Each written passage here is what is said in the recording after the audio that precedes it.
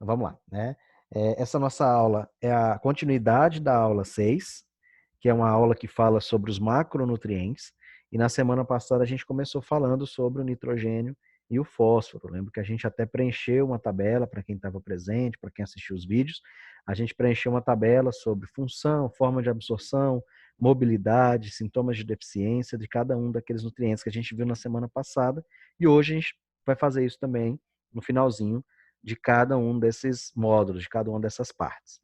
Primeiro que a gente viu hoje foi um vídeo, talvez o maiorzinho, que é o último macronutriente primário, que é o potássio. Foi um vídeo de um pouco mais de 10, 12 minutos. E aí a gente tem essas informações, né? Então, o potássio, ele é o terceiro macronutriente primário. Em alguns casos, ele é tão exigido, ou até às vezes, no caso da batata, e a gente vê que ele é mais exigido ainda que o nitrogênio.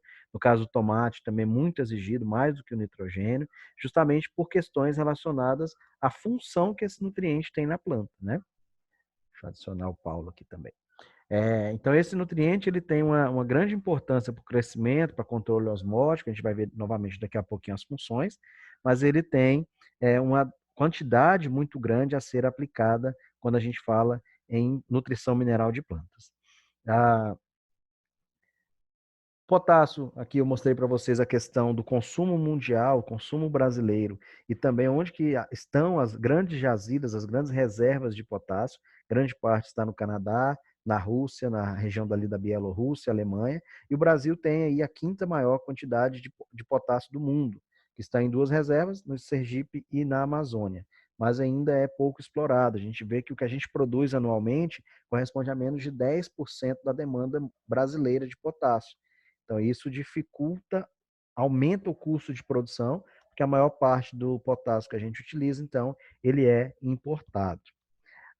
No solo, então, a gente vai ter 4 tipos de potássio: potássio estrutural, que não está disponível para a planta; um potássio não trocável, também que está ligado ali à argila, né, 2:1, aos tetraedros e os octaedros, né, de alumínio e de silício, então não está disponível; e o potássio da CTC. Eu lembro quando a gente falou de CTC, soma de bases, a gente sempre soma o potássio. E esse potássio é o que está lá no solo ligado na CTC. Além disso, tem o potássio da solução, o potássio que está dissolvido na água, que também fica disponível para a planta absorver. Então, resumindo essa parte, a gente tem que o potássio ele pode estar na rocha e nos minerais de solo, ele pode estar ligado, fixado aos colóides de solo de uma forma lentamente disponível, e o que é importante para a gente é o potássio que está ligado aos colóides de solo, na CTC, e o que está na água do solo, embora pouca quantidade, também está disponível para a planta absorver. Aqui a parte de metodologia, né, como que esse potássio ele é analisado no solo, através de métodos de análise laboratorial, MERIT 1, acetato de amônio e através da resina trocadora de íons. Então, a gente vai ver, espero que o mais rápido possível, essas metodologias no laboratório. E que é importante que tenha água no solo. A gente vai ver daqui a pouquinho que o potássio ele é aplicado na forma de cloreto de potássio, de sulfato de potássio, que são grãos, né, grãos de adubo. A planta não consegue absorver esse grão de adubo, só consegue se esse adubo dissolver na água. Se eu tenho o nutriente, mas esse nutriente não está na água do solo, não adianta. Então, eu preciso ter umidade. Posso ter muito potássio no solo. É o caso dos solos do Nordeste. Solos muito ricos, muito férteis, mas não são produtivos, porque falta água para esse nutriente ficar disponível para a planta absorver. Aqui as imagens dos sintomas de deficiência. Então, nós temos aqui a principal sintoma de deficiência, como ele tem como função, depois eu volto, como ele tem como função a regulação osmótica, ele também faz com que a planta murche quando falta potássio. Ele está relacionado com o controle da abertura e fechamento dos estômatos. Então, se esse estômato ele não consegue ficar fechado quando tem uma alta temperatura, a água é perdida, então ele murcha, reduz a turgidez da planta, né?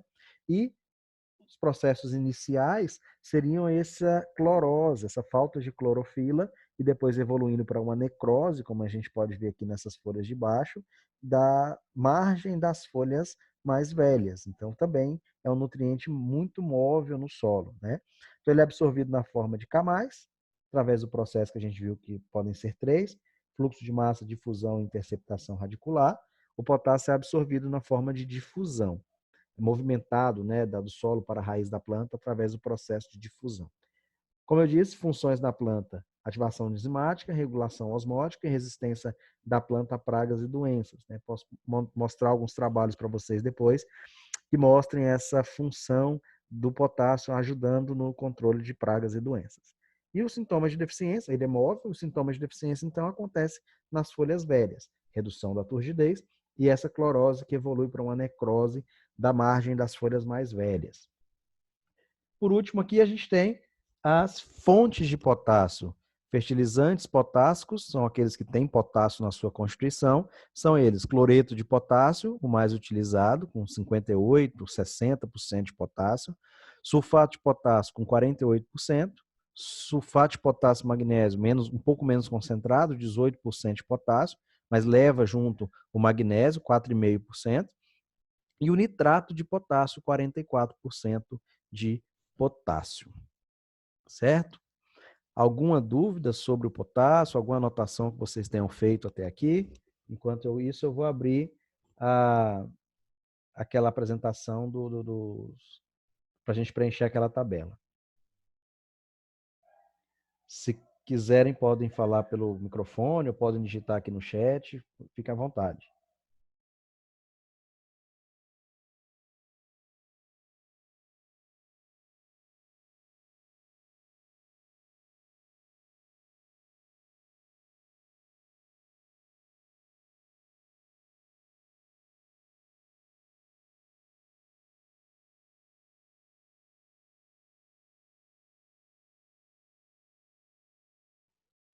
Tá tranquilo mesmo? Ou será que eu estou falando sozinho e o povo está vendo o Bruno Marrone?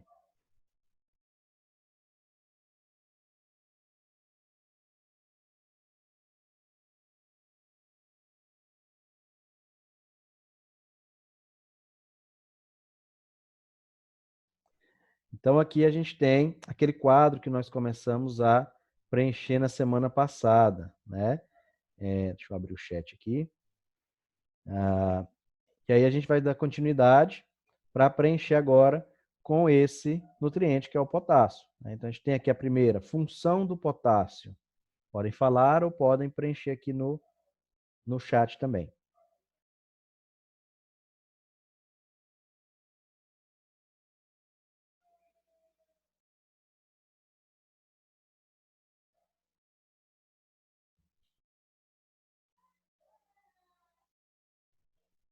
Qual que é a função do potássio, gente?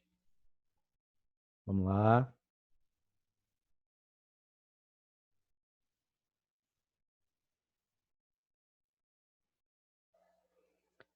Carla, abertura e fechamento dos estômatos.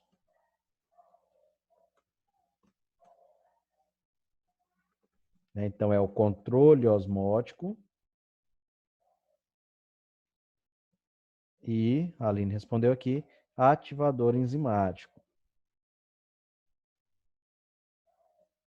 Então, essas são as duas primeiras funções, as duas principais funções. Além disso, a gente falou também que ele pode ter uma função secundária relacionada a isso, como a Aline colocou ali agora, relacionada a controle de indução de resistência a pragas e doenças, né? Vou colocar mais aqui, indução de resistência a pragas e doenças. Beleza. Fiz uma análise de solo. Identifiquei que o meu solo está com baixo teor de potássio. Preciso aplicar esse nutriente, né? Eu preciso aplicar o potássio.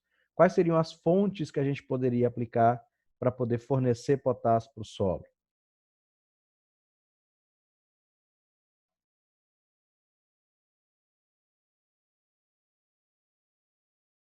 Beleza, Ricardo. Fertilizantes. Vamos anotar aqui. Fertilizantes. E aí a gente dá sequência com o que a Aline colocou ali. Cloreto de potássio é um deles, né? Vai ter ali 58% a 60% de potássio na constituição. O que mais, além do cloreto?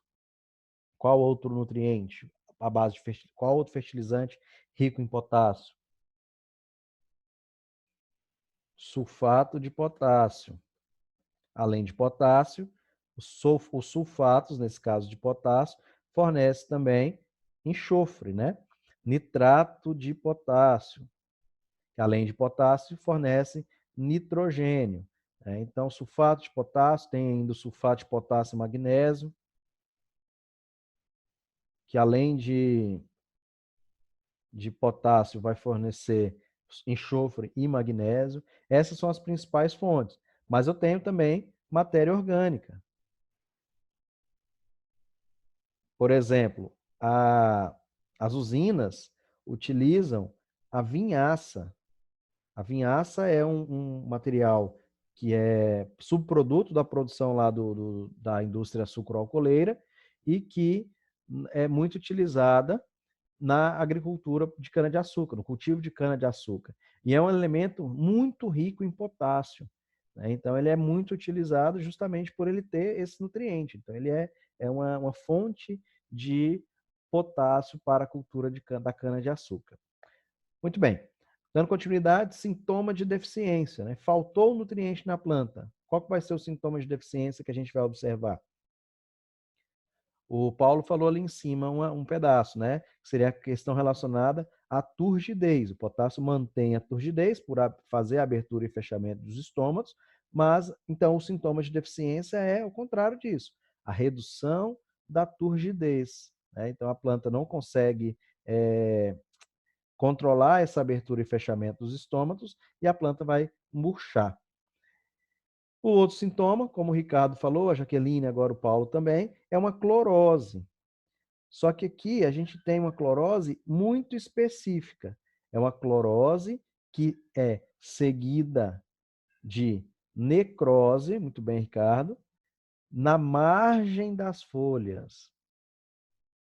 E aí, relacionado à mobilidade, à movimentação desse nutriente na planta, a gente tem o local que isso vai acontecer. Se eu falar só clorose seguida de necrose na margem das folhas, eu não sei de qual nutriente eu estou falando. Pode ser que um micronutriente tenha um sintoma parecido.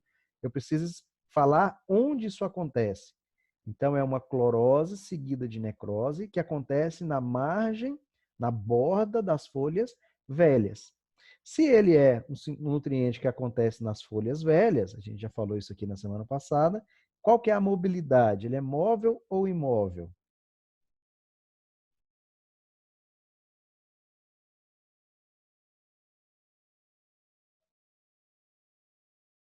Ele é móvel. Juliana, Ricardo, Jaqueline, responderam certo aí. Ele é um nutriente móvel. Ele tem alta mobilidade, extremamente móvel nas plantas. Então, ele tem um sintoma de deficiência que acontece nas folhas velhas, porque ele se movimenta da folha velha para a folha nova, e a folha velha apresenta o sintoma de deficiência. E aí o processo de absorção dele, de movimentação no solo, é através, a gente sabe que existe o fluxo de massa, difusão e interceptação radicular. O potássio, como ele se movimenta para a raiz? Qual o processo?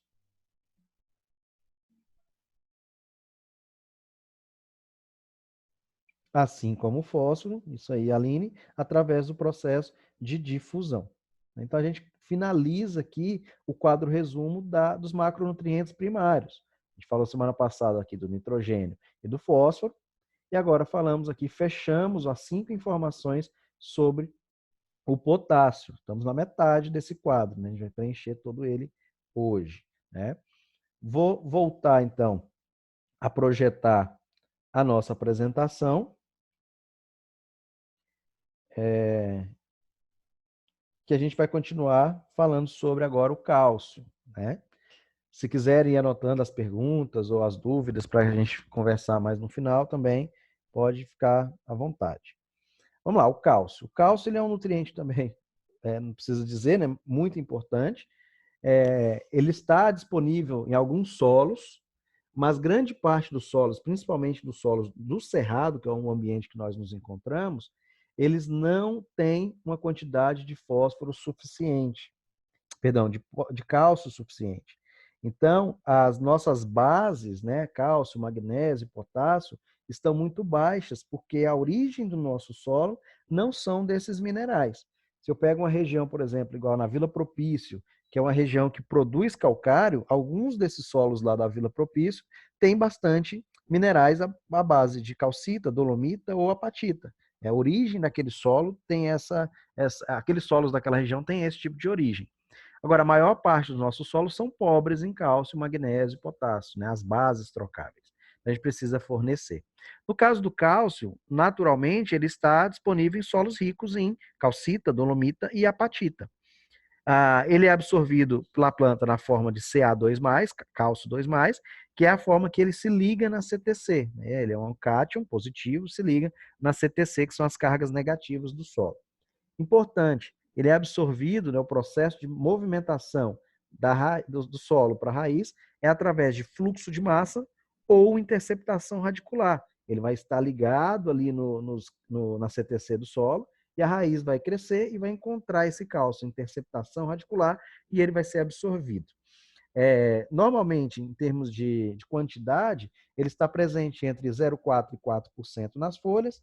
Tem a metodologia aqui dos teores adequados seria de 0,4% a 4%, e que pode ser extraído através de duas metodologias, através do acetato de amônio e do KCl. A gente vai também fazer isso lá na visita ao laboratório.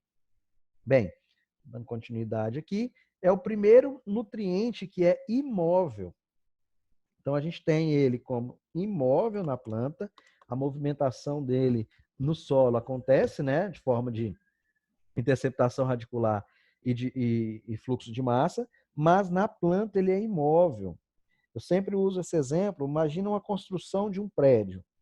Os tijolos são imóveis. Eu faço o primeiro andar, depois eu faço o segundo e faço o terceiro.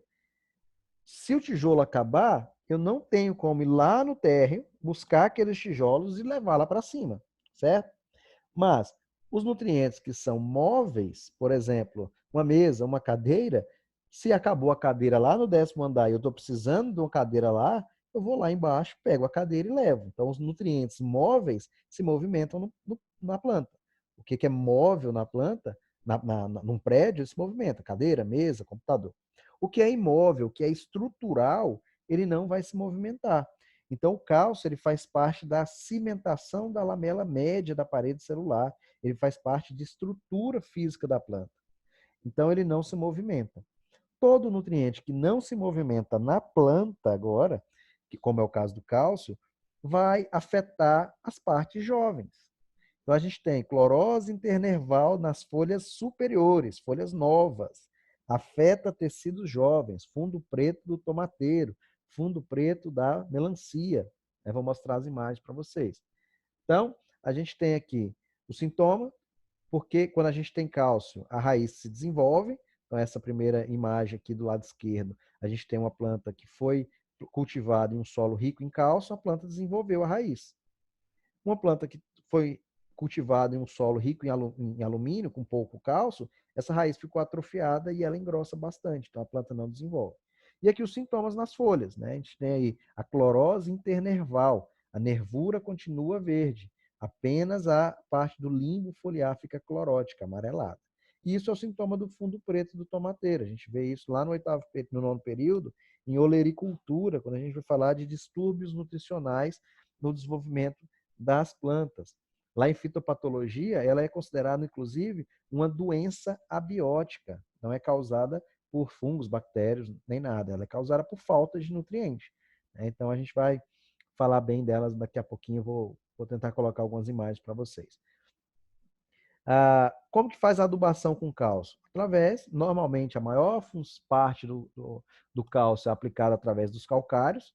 Então, lembra que a gente falou relação cálcio-magnésio na hora de escolher o calcário? Porque o calcário, além de corrigir a acidez, ele fornece cálcio para o solo.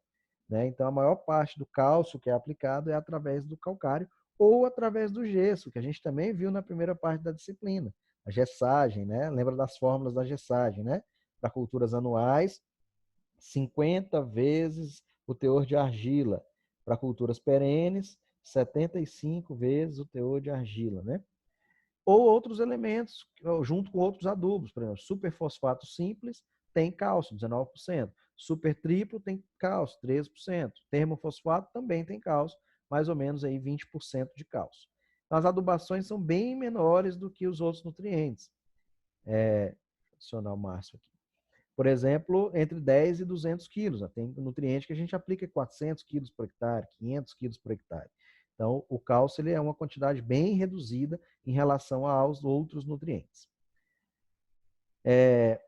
Pessoal, um problema do Zoom é o tempo que a gente tem das transmissões. Começou agora a aparecer aqui para a gente tem 10 minutos para encerrar esse vídeo, né?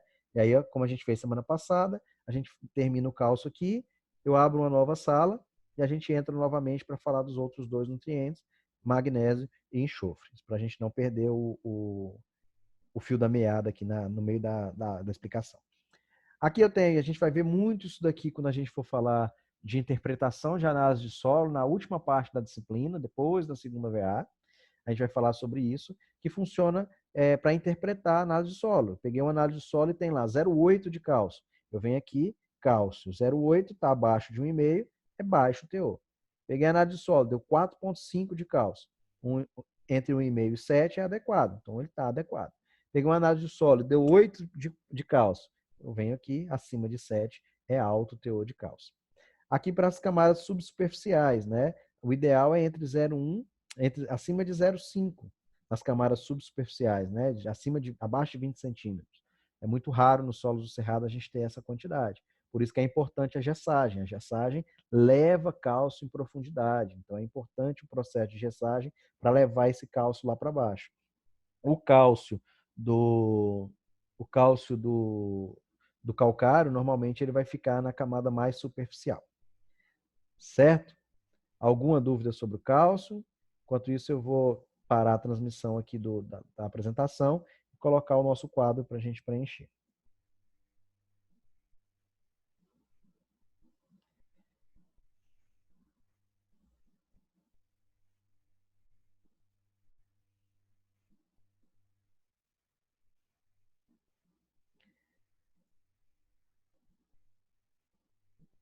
Não apareceu nenhuma pergunta, então vamos dar continuidade. Faltam 7 minutos e meio. Vamos lá, então. Função do cálcio. Quem me responde aí a função do cálcio?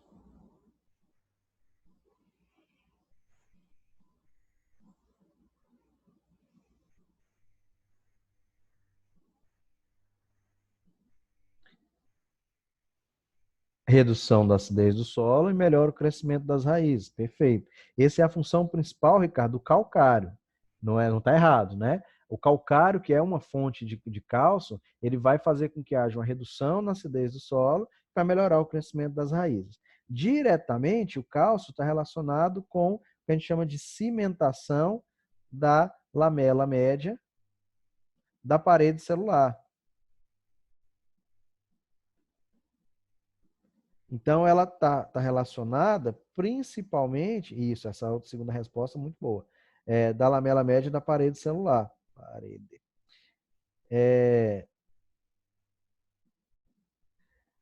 E por isso ela tem uma função estrutural. Então, ele é um nutriente que é fundamental por ele ter função estrutural para o crescimento dessas plantas. E aí uma informação que eu não coloquei, mas está muito relacionado com o calcário, que o Ricardo colocou ali há pouco, que está relacionado com o aumento da atividade microbiana. Não está errado. Quando a gente tem o solo corrigido, a acidez desse solo, a gente vai fazer com que o pH fique mais próximo ao ideal para esses micro-organismos, e os micro-organismos vão ter o maior desenvolvimento, né? Também o cálcio ele ajuda na ativação de enzimas, como o Paulo Vinícius falou agora aí há pouco, né? Como a amilase e a nuclease. Então, mas a principal função do cálcio, a gente vai destacar aqui, é essa função de estrutura. Ela vai ajudar na cimentação da lamela média da parede celular para ajudar a estrutura física dessa planta. Vamos lá. Como que eu forneço cálcio? Quais são as fontes de cálcio, né? É a segunda pergunta aqui. Qual que é a fonte de cálcio que a gente pode fornecer para a planta?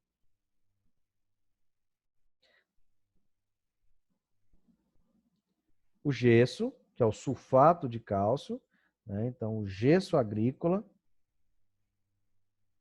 sulfato de cálcio, através do calcário que é o carbonato de cálcio.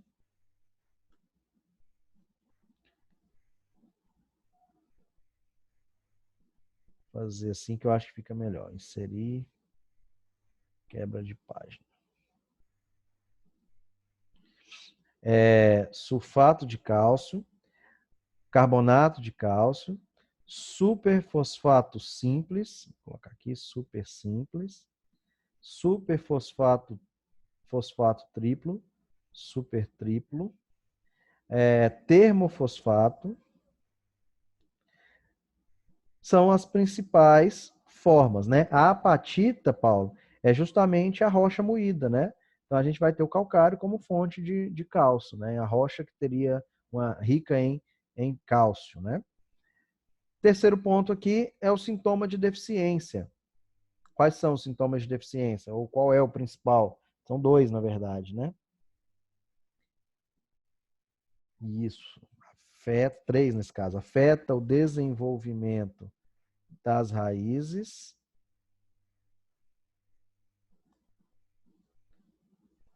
clorose internerval das folhas novas, das folhas superiores, e afeta o desenvolvimento de tecidos jovens. O tecido mais jovem são os meristemas, frutos. A morte dos meristemas, o fundo preto dos frutos. Então é o que a gente chama de fundo preto, né? Vou tirar o negrito aqui. Esses são os principais sintomas. Daqui a pouquinho, antes da gente encerrar, eu vou colocar algumas imagens aqui para a gente exemplificar melhor. Também, principalmente, Ricardo, o desenvolvimento da raiz está relacionado pelo maior quantidade de alumínio. Então, se eu tenho falta de cálcio, o alumínio normalmente vai estar em quantidade maior e essa quantidade maior de alumínio prejudica o desenvolvimento das raízes. Mobilidade, ele é móvel ou imóvel? Imóvel, né? Então, a gente já falou que ele o sintoma de deficiência dele acontece nas partes jovens, todo nutriente que acontece na parte jovem, ele é imóvel. Por último, forma de absorção, fluxo de massa, interceptação radicular e difusão. No caso do cálcio, a gente tem duas formas, fluxo de massa e interceptação radicular. Na verdade, todos os elementos eles podem ser movimentados nessas três formas: fluxo de massa, interceptação radicular e difusão. Mas o que predomina, a grande parte, no caso aqui 98%, é através de fluxo de massa e de interceptação radicular. Quando a gente finalizar, eu coloco a tela maior para vocês, vou salvar em PDF também, para a gente poder mandar para vocês pelo Liceu ou aqui mesmo pelo ambiente virtual. Antes, deixa eu ver se vai dar tempo. Falta 1 minuto 1 minuto e 50 para encerrar. Deixa eu colocar aqui as imagens. Fundo preto do tomateiro. Deixa eu colocar o... Aqui, ó, a gente tem o sintoma dessa podridão, né? Alguns chamam de podridão, mas na verdade é o fundo preto do tomateiro. Olha essa imagem aqui, ó. Ali, ó. Fundo preto do tomate causado por desequilíbrio de cálcio no solo. Então, tomate saudável, aplicado todos os nutrientes, e quando ele falta o cálcio no solo, ou às vezes falta água, isso é importante, às vezes falta água no solo e a planta não consegue absorver o cálcio. O cálcio está no solo, mas ele não está disponível porque falta água. Ele precisa se movimentar para poder ser absorvido. Então, se não tiver água, esse nutriente não vai ser absorvido. Então, esse é o sintoma. Mesma coisa acontece, um sintoma muito parecido, na melancia. Deixa eu ver se vai aparecer aqui nas imagens. Mas na melancia também, o fundo preto, aqui tem uma imagem só, pode acontecer o fundo preto, né, da melancia, justamente por conta da deficiência de cálcio. Então, ele é um nutriente estrutural. Se faltar cálcio na planta, essa planta vai reduzir o seu desenvolvimento, certo? Pessoal, para